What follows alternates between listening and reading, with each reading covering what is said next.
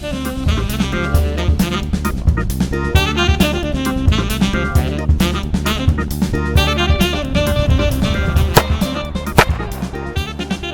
and welcome to the Ryan Michad Classic Firearms channel and listeners of Handgun Radio. I'm Ryan Michad, and today I have, well, it's not a P226, it's a P225. This is a 9mm single stack Sig-Sauer pistol. This one I believe was issued to the German police force in Germany in the 80s. And it's a single stack, 9mm. See, it's empty, and we have no mag here. And there's the magazine, single stack, which is kind of weird to me because I have a Sig-Sauer P226, which has a double stack magazine, and it's a little bit thicker than this, and also just a little bit longer. So this is your standard Sig-Sauer handgun. It has the standard SIG decocker SADA system, so you have your single action pull, or your first double action pull, then when the slide cycles, every pull after that is single action, and then you can use the decocker to safely decock the firearm. So SIGs are a really, really great gun. I really love my P226, and I will do a review of that sometime. A few differences: my P226 has the hammer that doesn't have that weird cutout. I don't know how well you can see that, but some people say that cutout is put there, or was put there, in order to find out if the gun was dropped, because typically if the gun was dropped, they said it would land on the hammer.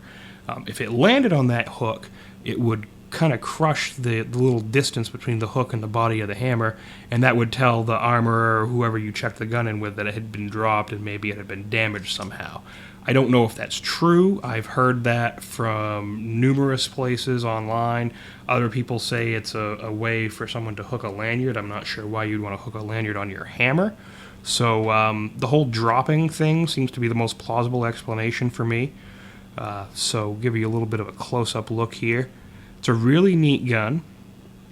I do like how thin it is. It's pretty thin compared to the double stack SIG P226. And I also like the simplicity with which you can take these guns down. Personally, I like the fact that you have the single action, double action capability.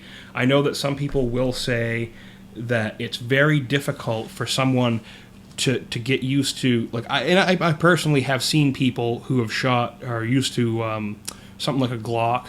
They'll shoot a SIG, and the first shot will be that long double action pull. And they'll do fine with that, but they're not expecting that single action pull on the second shot. And what happens is they'll throw the gun into the dirt because they're not expecting that light pull. So it does take some training to get used to that trigger system, having the heavy pull first, and then the rest of the subsequent pulls being really light. But back to the disassembly process. The SIG has a little lever right here, and you bring it back just enough. There's a little cut up here in the front. So if you lock the slide back, you can see the little switch is corresponding with that cut. And then you just turn the switch, hit the slide release, and you can slide it right off the frame. So as you can see, they have SIG is another thing I've noticed with Sig-Sauer guns. They have a braided recoil spring. So I don't know if I can put my hand up in front of that so you can see it. There you go. It's braided, and it's a really nice spring, and I've never had problems with my Sig-Sauer, so really impressed with that gun. And then there's just the barrel system with some lugs, just the typical SIG design, and the inside of the frame. So, and then reassembly, you just basically put the barrel back in the slide as usual.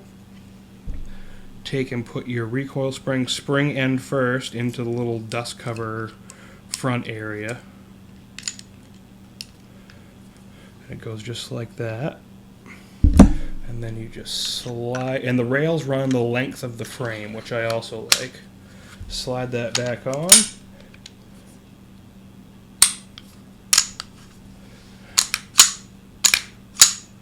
And there you go. So that is the Sig-Sauer P225. We'll have a little shooting video here for you and some pictures. So thanks for watching. Alright, Sig-Sauer P225. This one's a little bit different than the P226.